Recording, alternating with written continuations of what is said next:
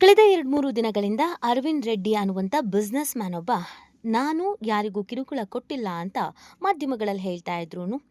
ಇವರನ್ನ ಪೊಲೀಸರು ಅರೆಸ್ಟ್ ಮಾಡಿ ಜೈಲಿಗೆ ಹಾಕಿದ್ರು. ಇದೀಗ ಜಾಮೀನ್ ಮೇಲೆ ಹೊರಗಡೆ ಇದ್ದಾರೆ. ಆದರೆ ಮಾಜಿ ಬಿಗ್ ಬಾಸ್ನ ಸ್ಪರ್ಧಿಯೊಬ್ಬರು, ಕಿರುತೆರೆ ಮತ್ತು ಬೆಳ್ಳಿ ತೆರೆಯಲು ನಟಿಸಿದಂಥ ನಟಿಯೊಬ್ಬರು ಇವರಿಂದ ನನಗೆ ಮಾನಸಿಕವಾಗಿ ದೈಹಿಕವಾಗಿ ಕಿರುಕುಳ ಆಗಿದೆ ಅನ್ನೋದನ್ನ ಕಂಪ್ಲೇಂಟ್ ಕೊಟ್ಟಿದ್ರು. ಯಾರಿರ್ಬೋದು ಆ ಹುಡುಗಿ, ಯಾರಿರ್ಬೋದು ಆ ಹುಡುಗಿ ಅನ್ನೋದು ಅನೇಕರಿಗೆ ಪ್ರಶ್ನೆ ಆಗಿತ್ತು. ಕೆಲವರಿಗೆ ಅನುಮಾನ ಕೂಡ ಇತ್ತು, ಅವರೇ ಇರ್ಬೋದು, ಇವರೇ ಇರ್ಬೋದು ಅಂತ.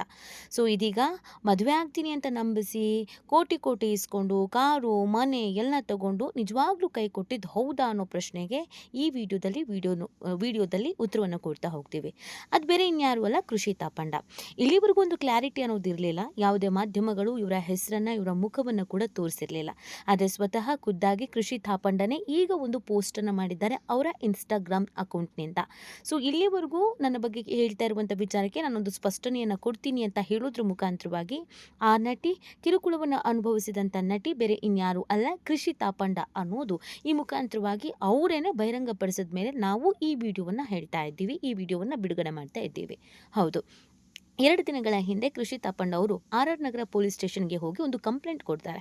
ಅದೇನು ಅಂತಂದರೆ, ಕಂಪ್ಲೇಂಟ್ನ ಸಾರಾಂಶ ಏನು ಅಂತಂದರೆ, ಅರವಿಂದ್ ರೆಡ್ಡಿ ಅನ್ನುವಂಥ ಬಿಸ್ನೆಸ್ ಮ್ಯಾನ್ ನಂಗೆ ತುಂಬ ಹಿಂಸೆ ಕೊಡ್ತಾ ಇದ್ದಾರೆ, ದೈಹಿಕವಾಗಿ ಮತ್ತು ಮಾನಸಿಕವಾಗಿ. ಕೆಲವು ವರ್ಷಗಳ ಹಿಂದೆ ನನಗೆ ಅವ್ರು ಪರಿಚಯ ಆಗಿದ್ದು ಹೌದು. ಕಬಡ್ಡಿ ಲೀಗು ಮತ್ತು ಬೇರೆ ಬೇರೆ ಲೀಗನ್ನು ಇತ್ತೀಚೆಗೆ ಒಂದಷ್ಟು ಹೀರೋಯಿನ್ಸ್, ಕಿರುತೆರೆ ಮತ್ತು ಬೆಳ್ಳಿತೆರೆ, ಹಿರಿತೆರೆ ಎಲ್ಲ ಹೀರೋಯಿನ್ಸ್ನ ಹಾಕ್ಕೊಂಡು ಮಲೇಷಿಯಾ ಅಥವಾ ಶ್ರೀಲಂಕಾ ಇಂಥ ಕಡೆಯಲ್ಲಿ ಹೋಗಿ ಲೀಗ್ಗಳನ್ನು ಮಾಡ್ತಾ ಇದ್ದಾರೆ. ಈ ಅರವಿಂದ್ ರೆಡ್ಡಿ ಕೂಡ ಅದೇ ರೀತಿಯಾಗಿ ಒಂದು ಲೀಗ್ನ ವಹಿಸ್ಕೊಂಡಿರೋದು, ಪರ್ಚೇಸ್ ಮಾಡ್ಕೊಂಡಿರೋದು, ಅದಕ್ಕೆ ಅವರೇ ಓನರು. ಸೊ ಈ ಮುಖಾಂತರವಾಗಿ ಕೃಷಿ ತಾಪಂಡ ಅವ್ರು ಪರಿಚಯ ಆಗತ್ತಂತೆ. ಪರಿಚಯ ಆದಾಗ ಸಲಿಗೆಯಿಂದ ಮಾತಾಡಿದ್ದಾರೆ, ಸ್ನೇಹದಿಂದ ಮಾತಾಡಿದ್ದಾರೆ.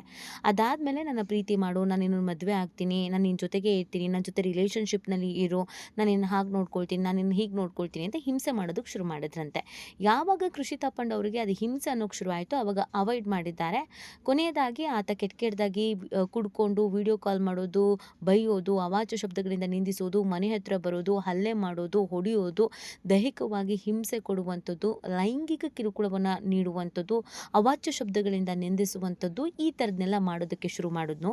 ಕೃಷಿ ಎಲ್ಲಿದ್ದಾರೋ ಅವ್ರ ಮನೆಗೇ ಬಂದು ಆಕೆಯ ಬಟ್ಟೆ ಹರಿಯುವಂಥ ಕೆಲಸವನ್ನು ಮಾಡಿ, ಆಕೆಗೆ ಅವಮಾನ ಮಾಡಿ, ನಿನ್ನನ್ನು ಹಾಗೆ ಮಾಡ್ತೀನಿ, ಹೀಗೆ ಮಾಡ್ತೀನಿ ಅಂತ ಹೆದರಿಸಿ ಬೆದರಿಸಿ, ನಿಮ್ಮ ಮಗಳು ನನ್ನ ಹತ್ರ ಕೋಟಿ ಕೋಟಿ ಇಸ್ಕೊಂಡಿದ್ದಾಳೆ, ಅದೆಲ್ಲ ನನಗೆ ಈಗಲೇ ವಾಪಸ್ ಬೇಕು ಅಂತ ಕೃಷಿ ತಾಯಿಯವರಿಗೆ ಬ್ಲ್ಯಾಕ್ ಮೇಲ್ ಮಾಡಿದಂಥ ಕಾರಣಕ್ಕಾಗಿ ಕೊನೆಯದಾಗಿ ತಡೆಯೋದಕ್ಕೆ ಆಗ್ತಾ ಇಲ್ಲ, ಕಷ್ಟ ಅಂತ ಅಂದಾಗ ಈಕೆ ಆರ್ ನಗರ ಪೊಲೀಸ್ ಠಾಣೆಗೆ ಹೋಗಿ ದೂರನ್ನು ಕೊಡ್ತಾರೆ. ಶ್ರೀಲಂಕಾದಲ್ಲಿ ಇದ್ದಂಥ ಆತ ಏರ್ಪೋರ್ಟ್ನಲ್ಲಿ ಬರ್ತಾ ಇದ್ದ ಹಾಗೇನೆ ತಗ್ಲಾಕೊಂತಾನೆ ಪೊಲೀಸರು ಆತನನ್ನು ಅರೆಸ್ಟ್ ಮಾಡ್ತಾರೆ, ಕೊನೆಗೆ ಜೈಲಿಗೆ ಹಾಕ್ತಾರೆ. ಆದರೆ ಇದೀಗ ಜಾಮೀನು ತೆಗೆದುಕೊಂಡು ಅರವಿಂದ್ ರೆಡ್ಡಿ ಅನ್ನೋನು ಹೊರಗೆ ಬಂದಿದ್ದಾರೆ. ಸೊ ಈಗ ಅರವಿಂದ್ ರೆಡ್ಡಿ ಅನ್ನೋನು ಏನು ಹೇಳ್ತಾನೆ ಅಂತ ಅಂದರೆ, ಕೃಷಿ ಮತ್ತು ನಾನು ರಿಲೇಷನ್ಶಿಪ್ನಲ್ಲಿ ಇದ್ವಿ, ಕೃಷಿ ಮತ್ತು ನಾನು ಪರಿಚಯ ಆಗಿದ್ದು ಸುಮಾರು ವರ್ಷಗಳ ನಂತರ ನಾವು ಆ್ಯನಿವರ್ಸರಿಗಾಗಿ ಕೋಟಿ ಬೆಲೆ ಬಾಳುವಂಥ ಪೋರ್ಷೆ ಕಾರನ್ನು ಆಕೆಯ ಬರ್ತ್ಡೇ ಡೇಟಿಗೆ ಆಗುವಂತೆಯೇ ಡಿಸೈನ್ ಮಾಡಿಸಿ, ಆಕೆಯ ಹೆಸರು ಬರುವಂತೆ ಡಿಸೈನ್ ಮಾಡಿಸಿ ನಾನು ಪೋರ್ಷೆ ಕಾರನ್ನು ಗಿಫ್ಟ್ ಕೊಟ್ಟಿದ್ದೀನಿ. ಅದರ ಜೊತೆಗೆ ಕೋಟಿ ಕೋಟಿ ಬೆಲೆ ಬಾಳುವಂಥ ಮನೆಯನ್ನು ಕಟ್ಟಿಕೊಟ್ಟಿದ್ದೀನಿ, ಸೈಟನ್ನು ಕೊಟ್ಟಿದ್ದೀನಿ, ಒಡವೆ ಕೊಡಿಸಿದ್ದೀನಿ. ಆಕೆಗೆ ಅಂತ 5 ಕೋಟಿ ಬೆಲೆ ಬಾಳುವಂಥ ಹಣವನ್ನು ನಾನು ಗಿಫ್ಟಾಗಿ ನೀಡಿದ್ದೀನಿ, ಆಕೆಗಾಗಿ ಖರ್ಚು ಮಾಡಿದ್ದೀನಿ. ರಿಲೇಷನ್ಶಿಪ್ನಲ್ಲಿ ಇದ್ದಾಗ ಎಲ್ಲವೂ ಕೂಡ ಚೆನ್ನಾಗಿತ್ತು. ಅವಳು ನಾನು ರಿಲೇಷನ್ಶಿಪ್ನಲ್ಲಿ ಇದ್ವಿ, ಲಿವಿಂಗ್ ಟುಗೆದಲ್ಲಿ ಇದ್ವಿ. ಆದರೆ ಅದು ಯಾಕೋ ಗೊತ್ತಿಲ್ಲ, ಬರ್ತಾ ಬರ್ತಾ ಆಕೆಗೆ ಬೇರೊಬ್ಬನ ಹುಡುಗನ ಜೊತೆಗೆ ಸಲಿಗೆ ಅನ್ನೋದು ಬೆಳೀತು. ಆತನ ಜೊತೆಗೆ ಆಕೆ ಕ್ಲೋಸ್ ಆಗೋದಕ್ಕೆ ಶುರು ಮಾಡ್ತಾಳೆ. ಪ್ರತಿನಿತ್ಯ ಆತನ ಜೊತೆಗೆ ಕಾಂಟ್ಯಾಕ್ಟ್ನಲ್ಲಿ ಇರ್ತಾಳೆ. ನಾನು ಕೊಡಿಸಿದ ಮನೆಯಲ್ಲಿ ಅವರಿಬ್ಬರು ಸಂಬಂಧ ಇಟ್ಕೊಳ್ತಾರೆ. ಯಾವಾಗ ನನಗೆ ಈ ವಿಚಾರ ಗೊತ್ತಾಯಿತೋ ಅದು ಕೂಡ ಆಕೆಯ ಆಪ್ತ ಸ್ನೇಹಿತೆಯರಿಂದ ಅಂತ ಹೇಳ್ತಾ ಇದ್ದಾರೆ. ಆಪ್ತ ಸ್ನೇಹಿತೆ ಯಾರು ಅನ್ನೋದನ್ನು ಅರವಿಂದ್ ರೆಡ್ಡಿ ಹೇಳಿಲ್ಲ.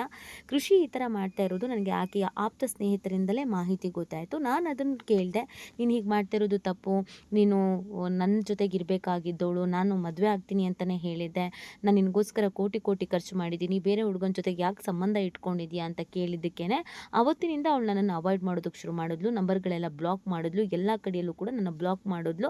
ಸೊ ಅದಾದಮೇಲೆ ನಾನು ಪ್ರಶ್ನೆ ಮಾಡಿದ್ದೀನಿ ಅಷ್ಟೇ. ಅವಾಗೆಲ್ಲನೂ ಚೆನ್ನಾಗಿದ್ದು, ಈಗ ನನ್ನ ಮೇಲೆ ಯಾಕೆ ಈ ಥರ ಕಂಪ್ಲೇಂಟ್ ಕೊಟ್ಟಿದ್ದಾರೆ, ಯಾಕೆ ಹರಾಸ್ಮೆಂಟ್ ಅಂತ, ಲೈಂಗಿಕ ದೌರ್ಜನ್ಯ ಅಂತ ಹೇಳಿದ್ದಾರೆ ಅನ್ನೋದು ನನಗೆ ಗೊತ್ತಿಲ್ಲ ಅನ್ನೋದನ್ನು ಅರವಿಂದ್ ರೆಡ್ಡಿ ಅವರು ಹೇಳ್ತಾ ಇದ್ದಾರೆ. ಆದರೆ ಇದಕ್ಕೆ ಸಂಬಂಧಪಟ್ಟಂತೆ ಕೃಷಿ ಮತ್ತೊಂದು ಪ್ರತಿಕ್ರಿಯೆ ಕೊಟ್ಟಿದ್ದಾರೆ. ಇಲ್ಲಿವರೆಗೂ ಯಾವುದೇ ಮಾಧ್ಯಮದಲ್ಲಿ ಕಾಣಿಸಿಕೊಳ್ಳದ, ಎಲ್ಲೂ ಕೂಡ ಮುಖವೂ ತೋರಿಸಿದ ರೀತಿಯಲ್ಲಿ ನೋಡ್ಕೊಂಡಿದ್ದಂಥ ಕೃಷಿ ತಂಡ ಇದನ್ನೆಲ್ಲ ನೋಡಿದ್ಮೇಲೆ ಅವರಾಗೆ ಖುದ್ದಾಗಿ ಒಂದು ಪೋಸ್ಟನ್ನು ಅವರ ಇನ್ಸ್ಟಾಗ್ರಾಮ್ ಖಾತೆಯಲ್ಲಿ ಹಾಕೊಳ್ಳೋದ್ರ ಜೊತೆಗೆ ಮಾಧ್ಯಮಗಳಿಗೂ ಕೂಡ ಪ್ರತಿಕ್ರಿಯೆ ಕೊಟ್ಟಿದ್ದಾರೆ. ನಾನು ಯಾವುದೇ ಹಣವನ್ನು ಅವ್ರ ಹತ್ರ ನಾನು ಇಸ್ಕೊಂಡೇ ಇಲ್ಲ. ಬಹುದಿನಗಳಿಂದ ವೈಯಕ್ತಿಕವಾಗಿ ನಾನು ದೈಹಿಕವಾಗಿ, ಮಾನಸಿಕವಾಗಿಯೂ ಕೂಡ ಅನುಭವಿಸ್ತಾ ಇದ್ದೆ. ಸತ್ಯ ಏನು ಅನ್ನೋದು ನನಗೆ ಗೊತ್ತಿದೆ. ನಾನು ಆ ವ್ಯಕ್ತಿ ಹತ್ರ ₹1 ತೆಗೆದುಕೊಂಡಿಲ್ಲ. ಕಾರ್ ನನಗೆ ಅವ್ರು ಗಿಫ್ಟಾಗಿ ಕೊಟ್ಟಿದ್ದು ಹೌದು. ನಾನು 5 ನಿಮಿಷನೂ ಆ ಕಾರ್‌ನ ನನ್ನ ಬಳಿ ಇಟ್ಕೊಂಡೇ ಇಲ್ಲ. ನಾನು ಆ ಕಾರನ್ನ 5 ನಿಮಿಷದಲ್ಲಿ ವಾಪಸ್ ಕಳಿಸಿದ್ದೀನಿ. ಈ ವ್ಯಕ್ತಿ ಪರಿಚಯ ಆಗೋದಕ್ಕಿಂತ ಮುಂಚಿತನೂ ನಾನು ಬಾಡಿಗೆ ಮನೆಯಲ್ಲೇ ಇದ್ದೆ. ಈಗಲೂ ನಾನು ಬಾಡಿಗೆ ಮನೆಯಲ್ಲೇ ಇದ್ದೀನಿ. ನಾನು ಮುಂದೆನೂ ಬಾಡಿಗೆ ಮನೆಯಲ್ಲೇ ಇರ್ತೀನಿ. ನನ್ನದೇ ಸಂಪಾದನೆಯಲ್ಲಿ ನಾನು ತಗೊಳ್ತೀನಿ. ನಾನು ಯಾರ ಹತ್ರನೂ ಕೂಡ ದುಡ್ಡನ್ನು ತೆಗೆದುಕೊಂಡಿಲ್ಲ. ಅದಕ್ಕೂ ನನಗೂ ಸಂಬಂಧವೇ ಇಲ್ಲ. ಆ ವ್ಯಕ್ತಿ ಯಾಕೆ ಸುಮ್ಮನೆ ಆರೋಪಗಳನ್ನು ಮಾಡ್ತಾ ಇದ್ದಾರೆ, ನನಗೆ ಯಾಕೆ ಚಿತ್ರಹಿಂಸೆಯನ್ನು ಕೊಡ್ತಾ ಇದ್ದಾರೆ, ನಾನೇ ಬೇಕು ಅಂತ ಯಾಕೆ ದುಂಬಾಲು ಬಿದ್ದಿದ್ದಾರೆ ಅನ್ನೋದು ನನಗೆ ಗೊತ್ತೇ ಇಲ್ಲ. ಆ ವ್ಯಕ್ತಿ ಹೇಳ್ತಾ ಇರೋದು ಎಲ್ಲವೂ ಕೂಡ ಸುಳ್ಳು ಅನ್ನೋದನ್ನು ಕೃಷಿ ತಾಪಂಡ ಹೇಳ್ತಾರೆ. ಆದರೆ ಇಲ್ಲಿವರೆಗೂ ತನಿಖೆ ಆಗ್ತಾ ಇದೆ, FIR ಆಗಿದೆ. ತನಿಖೆಯಲ್ಲಿ ಸತ್ಯಾನುಸತ್ಯತೆ ಏನು ಅನ್ನೋದು ಗೊತ್ತಾಗುತ್ತೆ. ಕೃಷಿ ಸುಳ್ಳು ಹೇಳ್ತಿದ್ರೆ ಕೃಷಿ ವಿರುದ್ಧ ಆ್ಯಕ್ಷನ್ ಆಗುತ್ತೆ, ಅಥವಾ ಆ ಮನುಷ್ಯನೇ ಹಿಂಸೆ ಕೊಡ್ತಾ ಇದ್ರೆ ಆ ಮನುಷ್ಯನ ವಿರುದ್ಧ ಆ್ಯಕ್ಷನ್ ಆಗುತ್ತೆ. ಆದರೆ ಕೃಷಿ ಯಾವತ್ತೂ ಎಲ್ಲೂ ಹೆಸರನ್ನು ಹಾಳು ಮಾಡ್ಕೊಂಡಿಲ್ಲ, ಯಾವುದೇ ವಿವಾದಗಳನ್ನು ಮೈ ಮೇಲೆ ಎಳ್ಕೊಂಡಿಲ್ಲ. ತಾವಾಯಿತು, ತಮ್ಮ ಪಾಡಾಯಿತು, ತಮ್ಮ ಕ್ಲೋಸ್ ಸರ್ಕಲ್ ಆಯಿತು ಅಂತ ಇದ್ದವರು ಇದೇ ಮೊದಲ ಬಾರಿಗೆ ಹೊರಗಡೆ ಬಂದು ಈ ಥರದೊಂದು ಸಮಸ್ಯೆಯನ್ನು ಅನುಭವಿಸ್ತಾ ಇರೋದು ನಿಜವಾಗ್ಲೂ ಕೂಡ ಬೇಸರದ ಸಂಗತಿ. ನ್ಯಾಯ ಎಲ್ಲಿದೆ ಆ ಕಡೆಗೆ ನ್ಯಾಯ ಸಿಗಲಿ. ಕೃಷಿ ತಪ್ಪು ಮಾಡಿದರೆ ಅನ್ನೋದಕ್ಕಿಂತ ಹೆಚ್ಚಾಗಿ ಕೃಷಿ ತಪ್ಪು ಮಾಡಿಲ್ಲ ಅನ್ನೋದು ಅವರ ಅಭಿಮಾನಿಗಳ ಆಸೆ.